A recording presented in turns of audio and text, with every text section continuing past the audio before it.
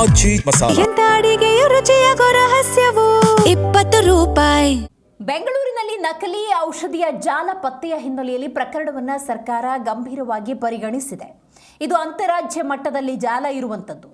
ರಾಜ್ಯದಲ್ಲಿ ಬೇರೆ ರೀತಿ ಇರೋದನ್ನು ಪತ್ತೆ ಹಚ್ಚಬೇಕಾಗುತ್ತೆ. ಕೇಂದ್ರ ಆರೋಗ್ಯ ಮಂತ್ರಿಗೆ ಪತ್ರವನ್ನು ಬರೆದಿದ್ದೇನೆ ಅಂತ ಆರೋಗ್ಯ ಸಚಿವ ಯುಟಿ ಖಾದರ್ ಹೇಳಿದ್ದಾರೆ. ಹೌದು ನೋಡಿ, ನಕಲಿ ಔಷಧಿಯ ಜಾಲ ಪತ್ತೆ ಹಿನ್ನೆಲೆಯಲ್ಲಿ ಆರೋಗ್ಯ ಸಚಿವರಾಗಿರುವಂಥ ಯುಟಿ ಖಾದರ್ ಅವರು ಮಾತಾಡಿದ್ದಾರೆ.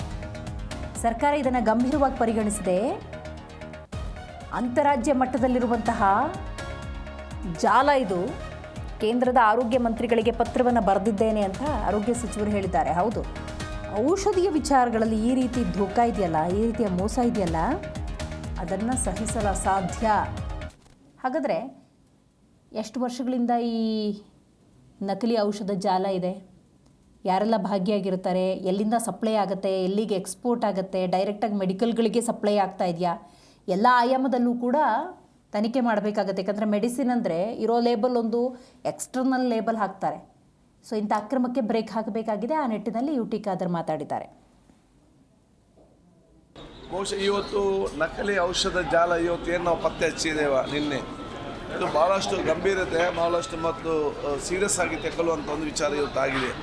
ಯಾಕೆಂದರೆ ಅಂತಾರಾಜ್ಯ ಮಟ್ಟದಲ್ಲಿ ಇವತ್ತು ತಯಾರಾಗ್ತಾ ಇದೆ. ಕರ್ನಾಟಕದಂಥ ಬಿಡದಲ್ಲಿ ಇವತ್ತು ಸ್ಟೇಷನ್ಗಳು ವಿತರಣೆ ಆಗ್ತಾಯಿದೆ.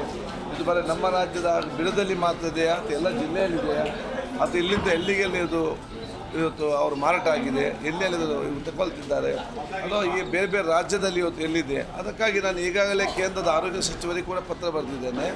ಒಂದು ಸಂಬಂಧಪಟ್ಟ ರಾಜ್ಯದ ಮಂತ್ರಿಗಳು ಕೂಡ ಇವತ್ತು ಪತ್ರ ಬರೆದಿದ್ದೇನೆ. ಯಾಕೆ ಆ ಫ್ಯಾಕ್ಟ್ರಿಗಳ ಮೇಲೆ ಅವರೇ ಇದು ಕ್ರಮ ತಗೊಳ್ಬೇಕು. ನಮ್ಮ ರಾಜ್ಯದ ಅಂತಾರಾಜ್ಯ ಮಟ್ಟದ ವಿಚಾರ ಆದ ಕಾರಣ, ಅಂಥ ಜಿಲ್ಲೆ ವಿಚಾರ ಕಾರಣ ಮತ್ತು 5 ಕೋಟಿಗೂ ಹೆಚ್ಚಿದ್ದ ಕಾರಣ SIT ಮುಖಾಂತರ ತನಿಖೆ ನಡೆಸಬೇಕು. ಈಗ ನಮ್ಮ ರಾಮನಗರ SP ಮತ್ತು ಪೊಲೀಸರು ಪ್ರಾಮಾಣಿಕತೆಯಿಂದ ಆ ತನಿಖೆಯನ್ನು ಮಾಡ್ತಾ ಇದ್ದಾರೆ. ಆದರೆ ಬಹುಶಃ ಇದಕ್ಕೆ ಒಂದು